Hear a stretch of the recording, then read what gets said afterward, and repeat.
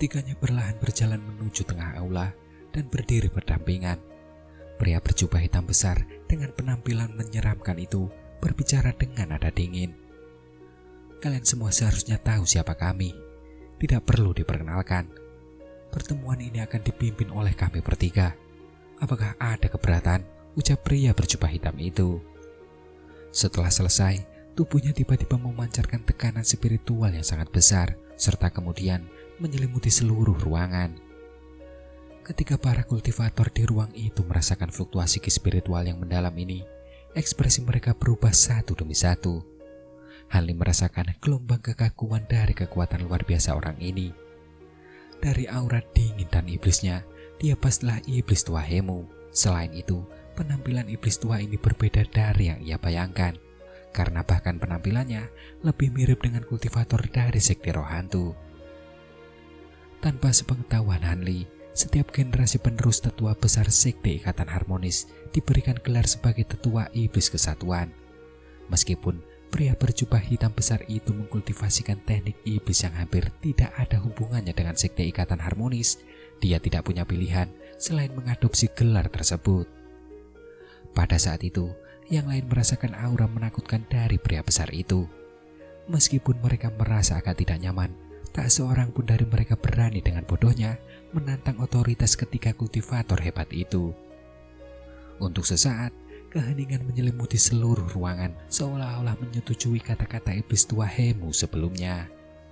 Sesaat kemudian, pria berjubah hitam bertubuh besar itu berkata tanpa ekspresi, "Baguslah, karena tidak ada keberatan, tidak perlu bicara omong kosong. Sejujurnya, kita tidak punya waktu. Pada pagi ini, Maulan telah mengirimkan utusan yang menyampaikan tantangan perang resmi. Jika kita tidak memenuhi syarat mereka, akan terjadi pertempuran sampai mati dalam 7 hari, ucap pria berjubah hitam bertubuh besar itu. Mendengar apa yang dikatakan Hemu, keributan terjadi di dalam aula. Tantangan perang, 7 hari, dengan syarat apa? Ucap orang-orang di dalam aula. Di sisi lain, kultivator pembawa pedang itu terkekeh dan dengan tenang berkata, "Kata-kata saudara Yi benar. Semua orang harus terlebih dahulu mempelajari tantangan perang Maulan sebelum kita membahas rencana bagaimana menghadapinya. Meskipun perang datang lebih cepat dari yang kita perkirakan, dengan kemampuan semua orang yang hadir, apakah kita masih perlu takut pada Maulan?" Ucap kultivator pembawa pedang di samping pria bertubuh besar itu. Meskipun suaranya tidak terlalu keras, suara itu terdengar jelas oleh semua orang di ruangan itu, meninggalkan rasa tenang yang menyejukkan di hati mereka. Di sisi lain, para kultivator lain merasa khawatir dengan sensasi ini, tetapi kegaduhan mereka segera mereda. Sebaliknya, ada seseorang yang bergumam, "Memang benar, seni meditasi sekte kebenaran agung adalah cara untuk melakukannya," ucap orang itu. Namun, pria parubaya itu mengabaikan kata-kata menghina tersebut dan mengeluarkan selembar kertas giok merah berkilauan sebelum dengan santai melemparkannya kepada seorang lelaki tua di seberangnya. Dia nampak tersenyum dan kemudian berkata, "Ini berisi tantangan perang dari Maulan. Bagaimana kalau kita semua melihatnya?" ucap pria bertubuh besar itu. Sesaat kemudian, orang tua sebelumnya itu nampak terkejut. Tetapi, ia segera menyulurkan indera spiritualnya ke dalam gulungan giok itu. Dengan perubahan ekspresi yang tiba-tiba, ia dengan murah menyerahkannya kepada orang di sampingnya. Dan akibatnya, ekspresi orang itu pun menjadi muram setelah dengan penasaran membacanya. Saat tantangan perang tersebut diteruskan di antara berbagai kultivator, Hanli melirik tajam ke arah Tau Parubaya pembawa pedang dan lelaki tua berjubah biru. Kultivator itu tampak berusia sekitar 40 tahun. Tetapi kulitnya seolah tembus pandang dan bersih, dan wajahnya pantas jika itu disebut seorang cendekiawan. Dia adalah Master Sanrit dari Sekte Kebenaran Agung Aliansi Dou yang Adil. Adapun lelaki tua itu, penampilannya sangat biasa dan pakaiannya sederhana, serta tidak menunjukkan sesuatu yang istimewa. Tetapi yang menarik perhatian Hanli adalah kuku-kuku panjang lelaki tua itu. Kuku-kuku itu tampak sangat tajam dan berwarna ungu kehitaman, bahkan kadang-kadang bersinar dengan cahaya hitam samar. Orang ini pastilah tetua agung aliansi 9 negara, yaitu Wei Wuya. Ketika Wei Wuya merasakan tatapan Hanli, dia menoleh untuk melihatnya dengan sedikit terkejut sebelum tersenyum padanya. Di sisi lain, Hanli dengan canggung membalas senyumannya, namun dia sendiri pun tidak bisa tidak bertanya-tanya apakah dia masih akan tersenyum setelah mengetahui apa yang terjadi di antara dia dan Angkong Wan. Namun saat ia merenungkan hal ini, Long Han telah selesai membaca gulungan kiong itu dan menyerahkannya kepada Hanli dengan ekspresi tidak senang. Oleh karena itu, Hanli menjadi sangat penasaran setelah melihat banyak orang bereaksi dengan cara yang sama, dan kemudian segera memasukkan indera spiritualnya ke dalam gulungan kiong tersebut. Beberapa saat kemudian, Hanli menarik indera spiritualnya dengan mengerutkan kening dan diam-diam menyerahkannya kepada kultivator lain. Tak lama kemudian, semua orang di ruangan itu membaca gulungan kiong tersebut. Masing-masing memasang ekspresi tidak menyenangkan. Beberapa dari mereka bahkan mendengus dingin setelah selesai membacanya. Di sisi lain, Master Sanrit dari Sekte Kebenaran Agung bertanya dengan senyum misterius. "Setelah membaca tantangan perang, apa pendapat kalian semua?"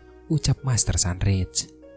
Sesaat kemudian, seorang pria berjubah hijau dengan ekspresi menyeramkan berkata dengan dingin, "Mereka nampak agak sombong karena meminta kita memberikan setengah dari benua selatan surgawi kepada mereka. Apakah mereka percaya kemenangan sudah pasti?" ucap kultivator berjubah hijau. Di sisi lain, seorang lelaki tua gemuk memasang ekspresi licik dan berkata, "Benar sekali. Siapa yang mengatakan kita bisa mengakhiri permusuhan hanya dengan menyerahkan beberapa wilayah? Mereka jelas tidak mengerti bahwa Maulan hanyalah burung nazar yang kelaparan. Mungkin kita tidak perlu bertempur dalam pertempuran yang menentukan. Jika kita mengulur waktu, mereka mungkin perlahan-lahan akan menyerah karena kelelahan," ucap pria tua gemuk itu. Selain itu, seorang pria tua bertubuh besar dan berkulit sawo matang yang duduk di samping pria tua gemuk itu berkata dengan marah, "Saudara Taulu, apa maksudmu? Apakah karena sekte 1000 ilusimu berada jauh di selatan surgawi, sehingga kau tidak peduli dengan kelangsungan hidup sekte-sekte kami yang lain?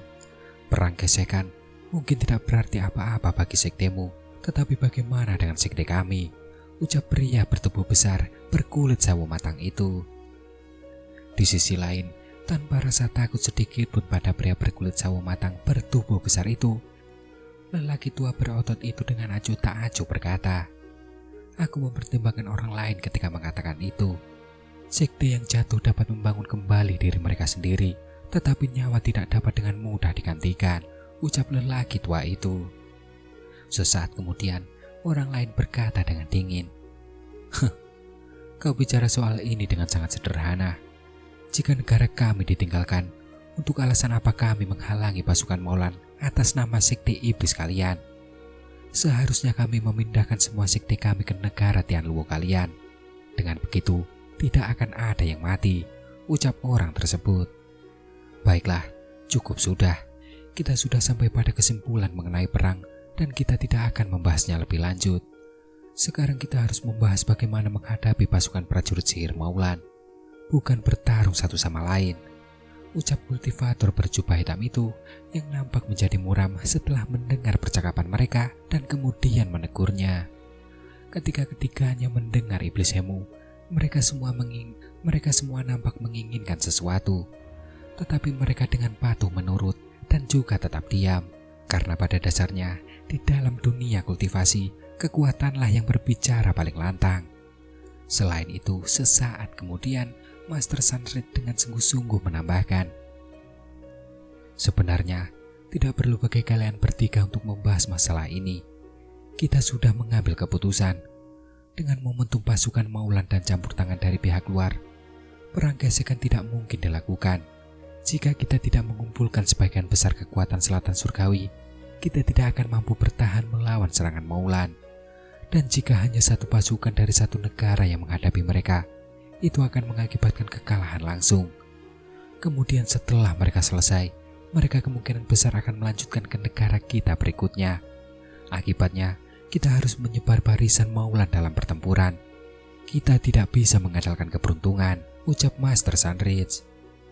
Serangkaian bisikan singkat memecah keheningan, hanya untuk kemudian kembali sunyi dengan cepat. Tak lama kemudian, Dong Mentu dari sekte pengendali roh mengalihkan pandangannya dan kemudian bertanya, mengapa tidak membiarkan Maulan menggunakan trik apapun yang mereka miliki terlebih dahulu? Mengapa kita harus mengambil resiko pertempuran taruhan dan dengan taruhan yang begitu besar pula? Ada bahan-bahan yang bahkan kita tidak mampu pertaruhkan. Bukankah masih banyak hal yang bisa dikatakan tentang Maulan yang miskin itu? Ucap Dong Mentu. Menghadapi apa yang dikatakan Dong Mentu sebelumnya, seorang kultivator lain kemudian menjelaskan, kami sangat mengetahuinya. Dataran Maulan mungkin memang miskin, tetapi apa yang kurang dalam sumber daya umum seperti tambang batu roh, mereka kompensasikan dengan bahan-bahan langka yang ada di sana. Bahkan ada beberapa bahan langka yang mereka miliki dalam jumlah lebih banyak daripada kita, ucap seorang kultivator itu. Setelah mendengar itu, dengan ekspresi termenung, Dong Mentu perlahan berkata, jadi memang seperti itu. Namun, mengapa mereka begitu yakin akan kemenangan dalam pertarungan taruhan ini? Selain kultivator Yuan yang tingkat lanjut, ada kultivator lain yang mungkin juga ikut serta dalam taruhan ini. Hingga 10 pertarungan taruhan, semuanya sampai mati. Mungkinkah mereka percaya bahwa kita akan begitu saja mematuhi ketentuan ini? Ucap Dong Mentu. Mengingat kelicikan orang-orang di ruangan itu, mereka semua tahu bahwa Maulan mengajukan pertempuran berisiko ini dengan suatu rencana atau tipu daya dalam pikirannya. Oleh karena itu, mereka tidak bisa tidak merenung dengan perasaan tidak nyaman. Di sisi lain, Hanli juga bingung dengan hal ini. Tantangan perang tersebut dengan jelas menyatakan bahwa pertempuran yang diusulkan akan melibatkan kedua belah pihak mengirimkan pasukan mereka sendiri dan tidak menggunakan metode curang apapun. Sebaliknya, para kultivator yang bertempur akan dapat langsung mempertaruhkan material langka mereka dalam pertempuran, dan pemenangnya dapat langsung merebut kantong penyimpanan milik yang kalah. Namun, yang sangat mencurigakan adalah tantangan perang tersebut juga menyatakan bahwa 10 pertandingan taruhan ini harus diadakan secara bersamaan, dan kultivator manapun yang kalah tidak akan mampu melarikan diri. Dengan kata lain, mereka akan musnah di atas panggung. Karena alasan ini, pertempuran taruhan akan diadakan di dalam penghalang spasial yang tertutup rapat. Penghalang ini akan dijaga oleh orang-orang dari kedua belah pihak. Hal ini bermaksud untuk mencegah salah satu pihak untuk mengganggu jalannya pertempuran. Namun terlepas dari tipu daya apapun yang mungkin dilakukan Maulan, ini akan menjadi peluang besar bagi kita. Jika kita mampu melenyapkan beberapa prajurit sihir tingkat tinggi sebelum pasukan kita bertempur, itu akan sangat menguntungkan kita, ucap Dong Mentu. Aku khawatir Maulan memiliki niat yang sama denganmu, ucap salah seorang kultivator di dalam ruangan itu. Selain itu, pernyataan yang diucapkan dengan ragu-ragu itu langsung ditegur. Sesaat kemudian, orang tua Kuang dari studi batas pelayaran berkata dengan nada meremehkan, apa yang perlu dipikirkan? Jika Maulan ingin mengadakan pertempuran taruhan, kita tidak perlu menerimanya. Dalam 7 hari, kita akan menyusun rencana kita sendiri. Oleh karena itu, rencana mereka akan sia-sia, ucap Kuang. Di sisi lain, Master Sanrit menghela nafas dan berkata dengan pasrah, sayangnya, meskipun kata-kata saudara Kuang masuk akal, kita diharuskan untuk berpartisipasi dalam pertempuran taruhan ini, dan kita harus menang, ucap Master Sunridge. Mendengar itu, Pak Tua Kuang nampak mengerutkan kening dan berkata dengan tidak puas, Apa maksud Master Sunridge? Bukankah kita tidak bisa membiarkan diri kita dipermainkan oleh Maulan, ucap Kuang. Setelah kata-kata itu terdengar, banyak orang eksentrik lainnya di ruangan itu nampak mengangguk dengan setuju. Sesaat kemudian, Master Sunridge berkata dengan muram, kami sangat menyadari bahwa ada sesuatu yang mencurigakan tentang ini. Tetapi Maulan telah menangkap banyak kultivator dalam perjalanan perang mereka. Selain itu, sebagian besar dari mereka adalah kultivator aliansi 9 negara. Dan dalam proses memberikan bantuan, banyak murid sekte juga telah ditangkap. Utusan itu menyatakan bahwa mereka memiliki sekitar 1000 tawanan secara total, ucap Master Sunridge. Mendengar itu dan nampak cemas, Pak Tua Kuang segera bertanya, Apa yang mereka katakan? Apakah mereka akan mengeksekusi para tawanan jika kita tidak menyetujui syarat-syarat mereka? Apakah Molan tidak takut akan pembalasan kita? Ucap Pak Tuakwang. Menanggapi itu, Master Sandrit dengan cepat menjawab. Utusan itu tidak menyatakan secara eksplisit. Namun, dia memang membicarakan tentang kesempatan untuk menyelamatkan para kultivator ini. Selain material yang dipertaruhkan untuk masing-masing dari 10 pertempuran yang dipertaruhkan, setiap pertempuran akan mempertaruhkan kebebasan 100 kultivator tawanan, ucap Master Sandrit. Mendengar apa yang dikatakan Master Sandrit, orang-orang aneh di aula saling memandang dengan cemas. 1000 kultivator bukanlah jumlah yang banyak, dan kemungkinan besar mereka adalah kultivator tingkat rendah. Tidak ada kebutuhan untuk menyelamatkan mereka. Tetapi jika seseorang mengusulkan untuk meninggalkan mereka, mereka akan menjadi sasaran kritik. Meskipun para kultivator ini secara pribadi tidak peduli dengan para tawanan tersebut, mereka adalah perwakilan dari berbagai sekte dan klan dari berbagai ukuran. Ada banyak kultivator yang ditangkap dalam upaya untuk memperlambat pasukan Maulan. Jika mereka tidak menyelamatkan para tawanan, moral pasukan mereka akan anjlok, dan para kultivator tingkat rendah akan merasa sangat kecewa, dan hanya sedikit dari mereka yang akan bertarung dengan segenap kekuatan mereka. Oleh karena hal itu, para kultivator lainnya dalam hati mengumpat kepada Maulan atas kelicikan mereka. Di sisi lain, Long Han nampak mengangguk setuju. Kemudian dia pun berkata, siapa sangka orang-orang biadab dari padang rumput ini bisa bertindak begitu cerdik. Mereka hampir tidak menggunakan strategi apapun dalam invasi sebelumnya, tetapi sekarang mereka bertindak dengan tipu daya sepenuhnya. Kita tidak bisa tidak merasa gelisah dengan perubahan mendadak ini, ucap Long Han. Sesaat kemudian, Master Sandrit menyapu pandangannya ke seluruh ruangan dan dengan sungguh-sungguh berkata, sepertinya semua orang menyadari bahwa pertempuran ini adalah sesuatu yang tidak dapat kita tolak. Terlepas dari apa yang mereka rencanakan, kita harus mengalahkan para pendekar sihir dalam pertempuran ini. Karena jika tidak, itu akan merusak moral kita. Selain itu, pertempuran yang dipertaruhkan ini tampaknya tidak memiliki tipu daya apapun. Mereka kemungkinan besar memiliki niat lain. Oleh karena itu, rekan Tau tidak perlu khawatir akan mengalami kemalangan yang tidak terduga.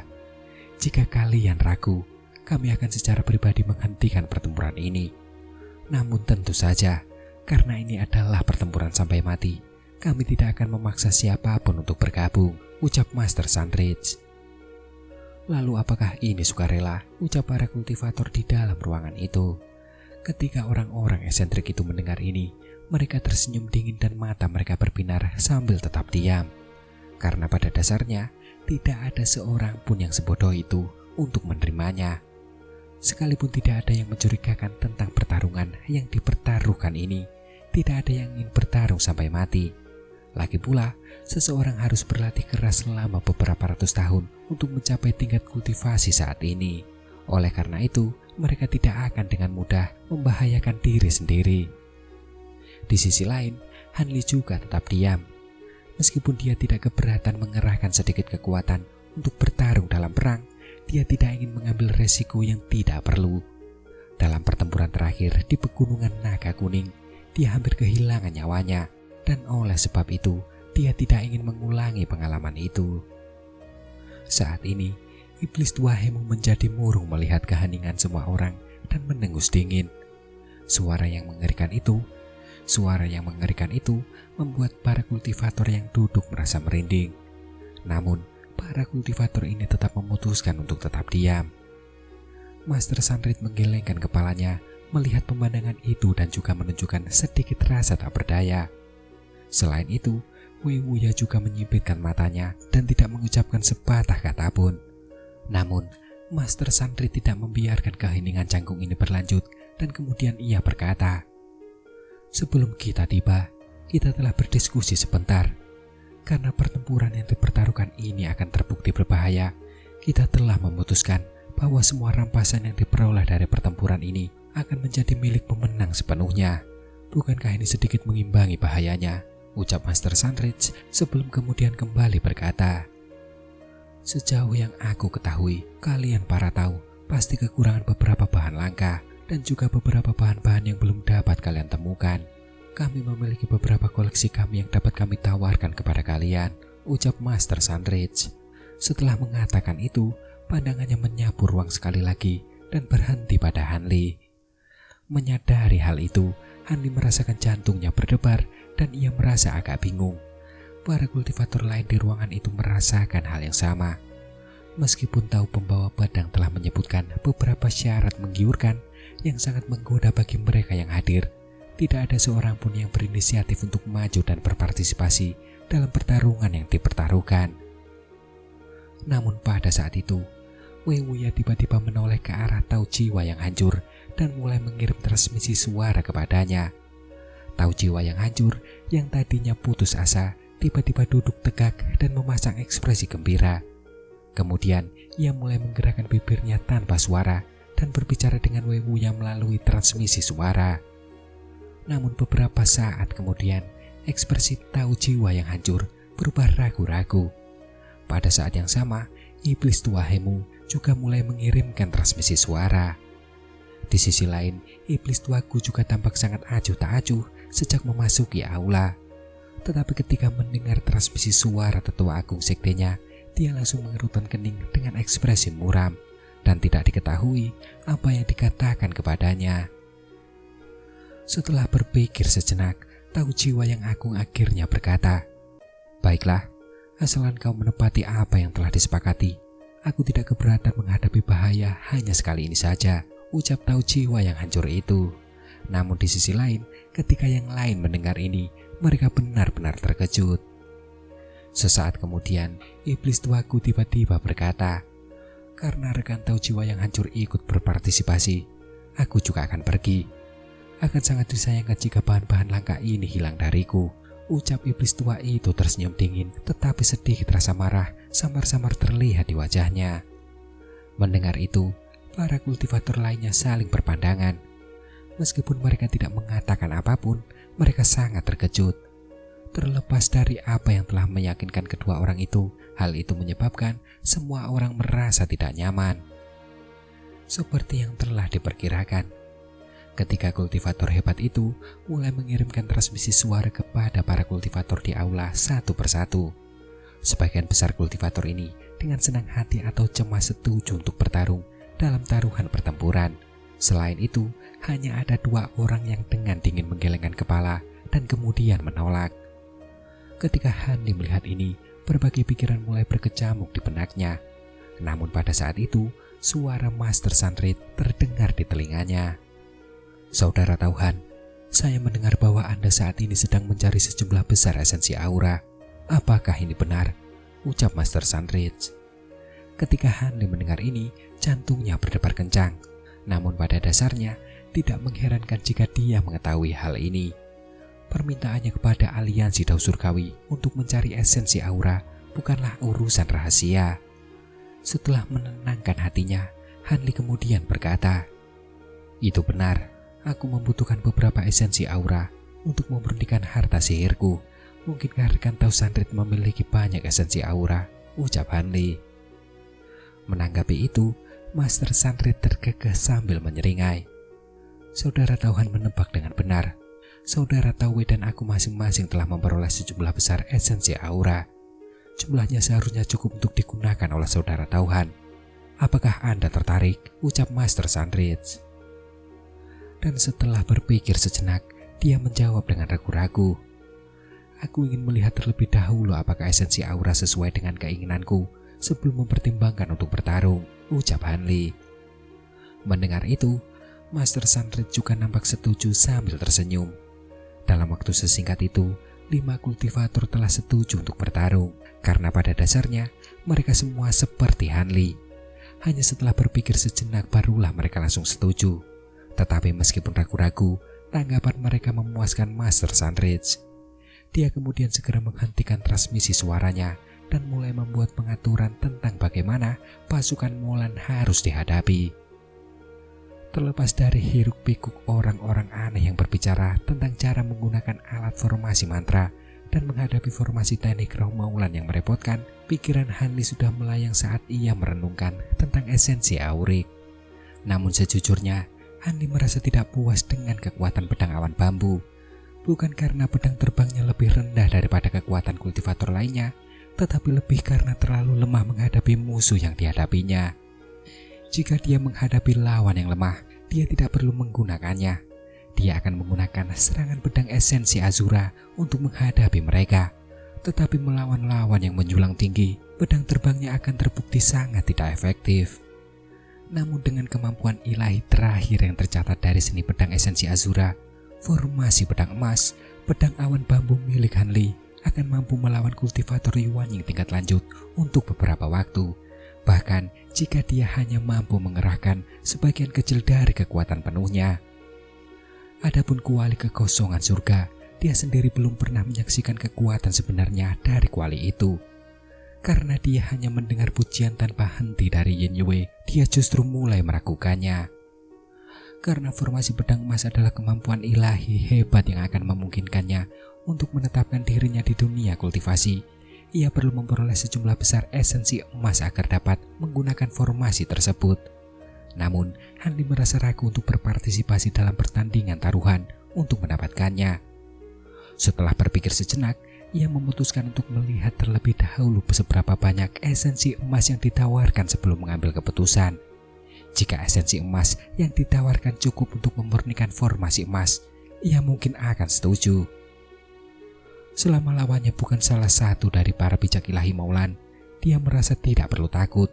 Bahkan jika Maulan itu melakukan tipu daya selama pertarungan yang dipertaruhkan, dia akan mampu lolos dari rintangan kecil itu dengan sayap badai petir dan api puncak ungunya.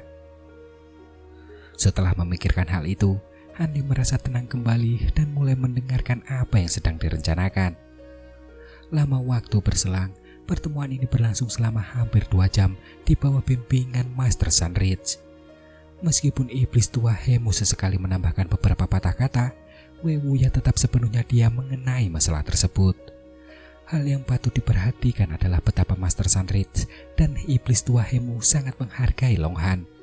Setiap kali ada masalah yang berkaitan dengan aliansi Dao Surgawi, mereka selalu meminta pendapatnya. Nampaknya memang benar bahwa Longhan mampu melawan ketiga kultivator hebat itu jika bersama istrinya. Tepat ketika diskusi akan berakhir, para kultivator yang tidak berpartisipasi dalam pertarungan taruhan diberi beberapa tugas khusus. Baru setelah itu, Master Sunridge mengumumkan berakhirnya pertemuan dan mengucapkan selamat tinggal kepada semua orang, serta berharap mereka dapat mempersiapkan diri dengan baik untuk apa yang akan datang. Namun, masih ada 3 kultivator yang belum pergi. Salah satunya adalah Hanli. Adapun 2 lainnya, mereka adalah iblis tuaku dan seorang wanita cantik dengan kulit pucat. Wanita itu tetap diam dalam diskusi sebelumnya, seperti halnya Hanli.